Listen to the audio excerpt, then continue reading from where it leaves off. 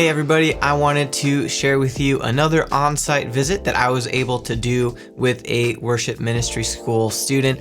My name is Adam. I am a coach and instructor for worship ministry school, and one of the things that I get to do now is visit students on site. So I will go to their church, I will look at the systems that they have, look at their mixing console, their lighting, etc., and be able to actually help people in person. And this has been a really great addition to the offerings that we have for worship ministry school, and I love getting to share the experience that we have with you guys. So in this video, we are going to cover the areas of audio, presentation, broadcast, and organization. But before we do that, I wanted to touch on the last video in this series that we did where I visited Josh and his church in Hilton Head Island, and I said that I learned from last time that I need to make sure that I either terminate the ends of the SDI cables myself or make sure that the people that do it have the right tools and the right job. So I did order the right tool for the job, a couple of tools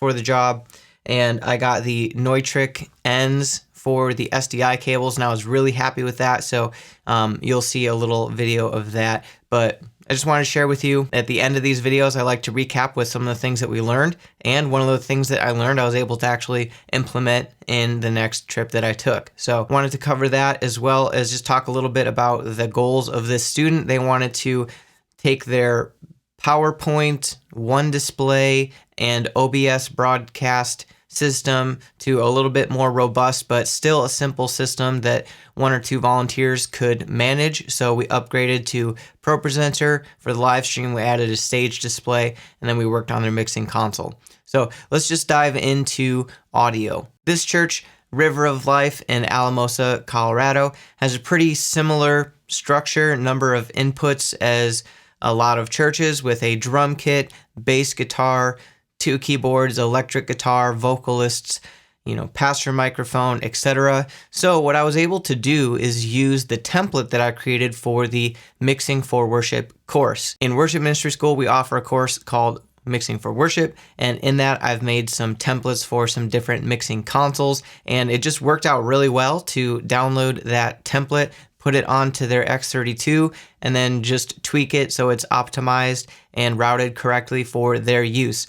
This allowed me to make sure that out of the gate, we had a broadcast mix matrix that was time aligned and pre-mixed with all the buses and effects and limiting that we would want to have on that. And I didn't have to spend too much time on that. And actually for plugging in the kick mic, snare, top and bottom, toms, stereo electric guitar, all of that was pretty set to go as well. So I was really happy with how that scene template translated to a new church setting. Michael bought a new computer for ProPresenter use. He bought a Mac Mini, and previously there was a PC tower that was being used for that. After we replaced the ProPresenter or the PowerPoint machine with a Mac Mini for ProPresenter, we were able to use that old tower PC for X32 Edit, which helped us just have another view for the mixer, some extra control, as well as make it a lot easier to type in the names of channels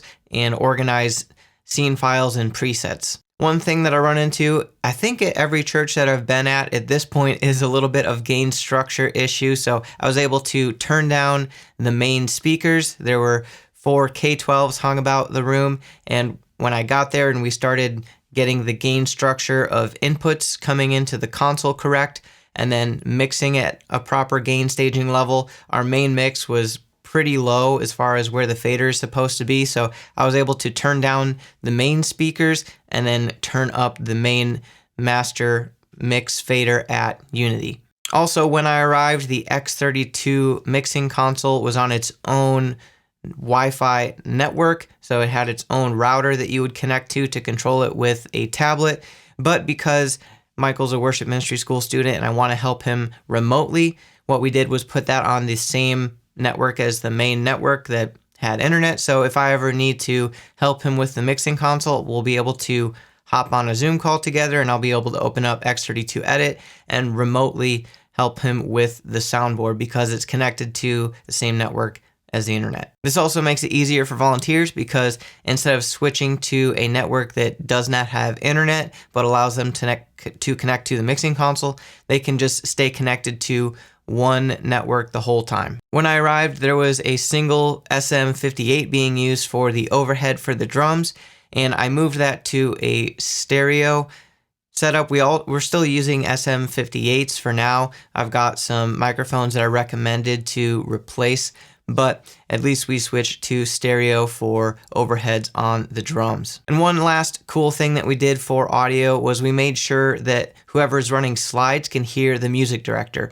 So in this space, the tech booth is in an elevated room that is a little bit further away from the congregation. So we were able to get away with having a speaker that you're able to hear the music director directly out of that speaker using a P16, so that whoever's running slides can know, hey, he just called out that they're about to go to the chorus. So now I know that I can be prepared to switch to those slides.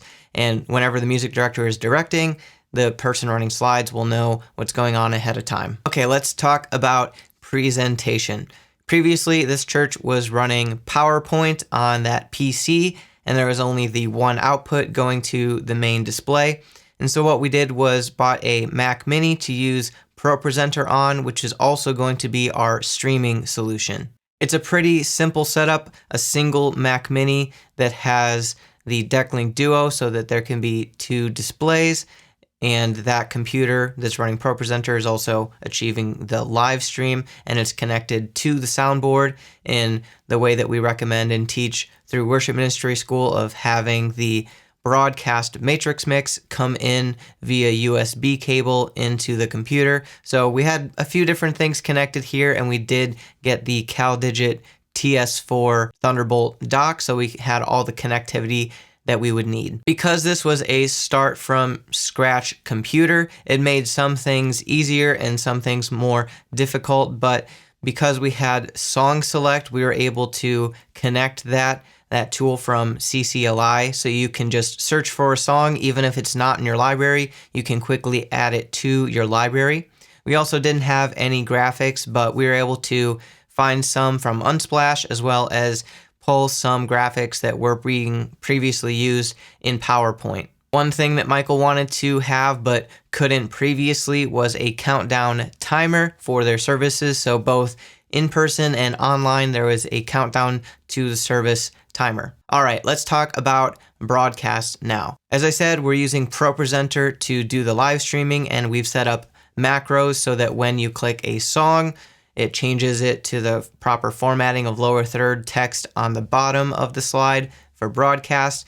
When you go to sermon or somewhere else like announcements, you have the option to go full screen or just show the live feed of the person on stage. So we were able to utilize macros to really simplify, streamline, and make that process easier for volunteers. Also, we are using Restream to send this one ProPresenter broadcast feed to multiple destinations. So this church is able to stream to Facebook, YouTube, and one other destination by using Restream. It wasn't in the budget or necessarily needed in this scenario to go with a hardware encoder like Boxcast or Resi, but this church is still streaming to multiple destinations, and we're achieving that by using Restream. So we can send the ProPresenter stream to an RTMP feed that goes to Restream, and Restream sends that to both Facebook, YouTube, and one other destination for this church's broadcast. One of the best things about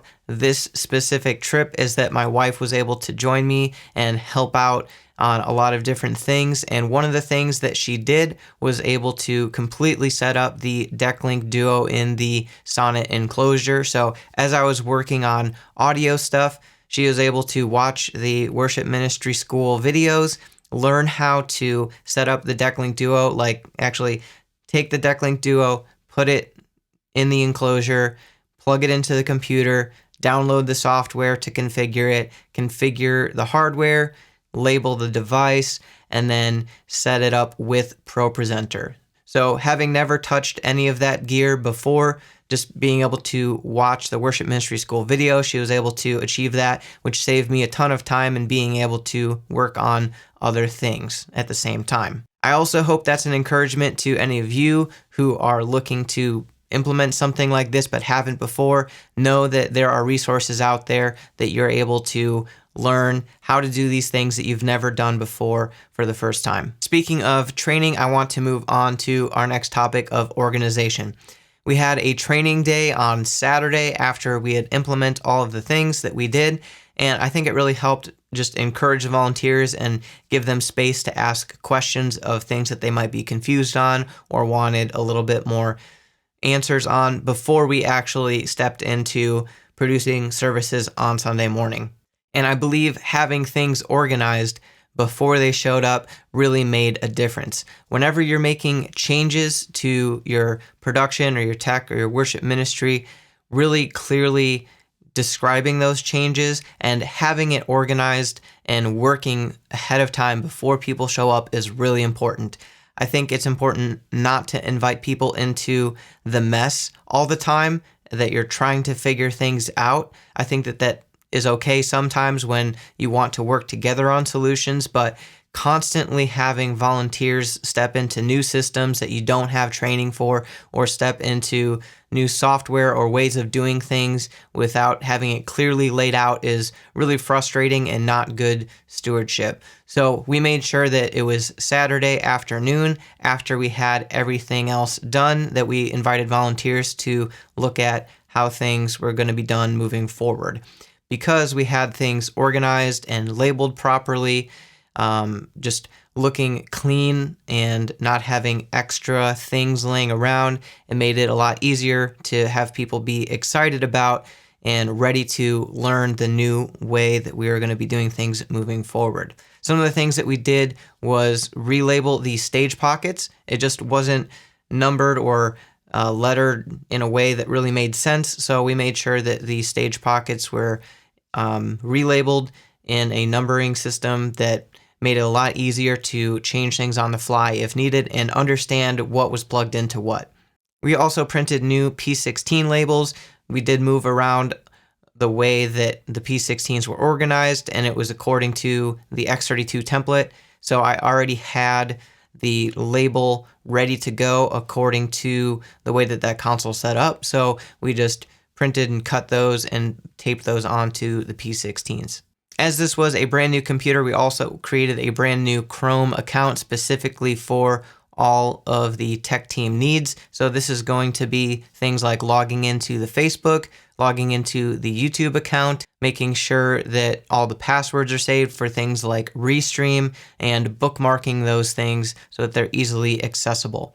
We're also using this Chrome account for Chrome Remote Desktop so that volunteers can log into the presentation computer from home to work on slides ahead of time. In that vein, we also created a new Notion homepage for the volunteers to be able to see all of the details and training materials and all of that in one hub using the Notion template that I've created for church tech and production teams. And while this church didn't have a ton of extra things that didn't need to be there, we did make sure that we threw away things that didn't work. This is broken. If you have a cable that is iffy, that you're not sure if it works or not, that you've used and then replaced, and then all of a sudden you are getting signal from your guitar, but you thought maybe I should keep this cable, I think that you should test it, and if it's not working, throw it away. Or even if it's an older cable and it's works sometimes but not all the time, it's not worth keeping around, because you're going to run into a situation where someone doesn't know that it's not functioning. They plug it in to use it. Maybe it works for the first little bit, but then all of a sudden, halfway through a service, you've got no guitar or no vocal because you used a bad cable. So I was really proud of Michael that he was willing to throw away the things that didn't work and weren't going to help him moving forward. One more thing on training. As I had my wife with me on this trip and she was helping out, she was able to, again, watch the training that Worship Ministry School has on ProPresenter and then help the person that is the main presentation operator for this church while I was able to work with the people doing audio and continue to wrap and clean things up. So that was really helpful that we were able to have 2 people on this trip. One other section of this video that I like to add, let me know in the comments if you find this helpful, but I like to talk about the things that I learned on this trip. One of them is more of a reminder. Michael bought some nice Dell monitors for the ProPresenter computer a while ago, knowing that this is the direction that we're going to head. But when I got there is when we opened them up for the first time and found that one of them was damaged upon arrival. So it was outside of the warranty time. So he's having some issues trying to get that replaced, even though it arrived broken. So a tip for you guys is to, as you order things, make sure that you open them up and test them before the warranty runs out, because things can arrive damaged and it can cause headaches for you if it's outside of the warranty time. As I mentioned earlier in the audio section, we made sure that all the gain structure was done properly, and this actually caused some issues for the musicians using the P16s. They kept saying things like it's cutting out, or I'm not getting signal, or I can't hear, etc. And I thought, well, we've really made things a lot better, so what's the problem here? And the problem is that previously there wasn't proper gain structure, and the limiter on the P16 was set so that it was limiting at a pretty low volume. So we opened up that limiter and it made that issue go away. But so just a tip, if you're running P16s for in-ear monitors and it sounds like it's clipping or cutting out, or you can't hear things properly, it might be that your limiting settings are not correct. And also, we threw things away that we didn't need. And one thing that I think that every church should have is a cable tester, so that you're able to actually test cables and see that all the connections within that cable are working properly. So I've just ordered a new cable tester that has BNC, DMX, XLR, even RJ45 or CAT cable all on one device, so that if ever I have to test a cable that I think is not working properly, or I just made a new cable and I want to make sure that I made it correctly, I'll have this tool with me. And I think that it's a tool that you guys should have as well in your toolkit or your tech booth somewhere, that you're able to use this to make sure if a cable isn't working properly, because it could also be a microphone. We had that issue here. We had an Audix i5 that I was using for the snare top, and it was working, and then all of a sudden it stopped working. So instead of just putting it back in the rack for someone else to grab and use, I put some tape on it and made sure that it was noted to test this out. I didn't just throw away the microphone, because I do think that that's a little bit too high cost of an item to just toss. So we're going to make sure that that gets tested, and if it can be fixed, that it gets fixed. So you guys have been asking for this in the comments, and I agree it's important that we not just talk about the changes that were made, but you hear an example. So here you can hear an example of Alamosa River of Life live stream before and after this visit.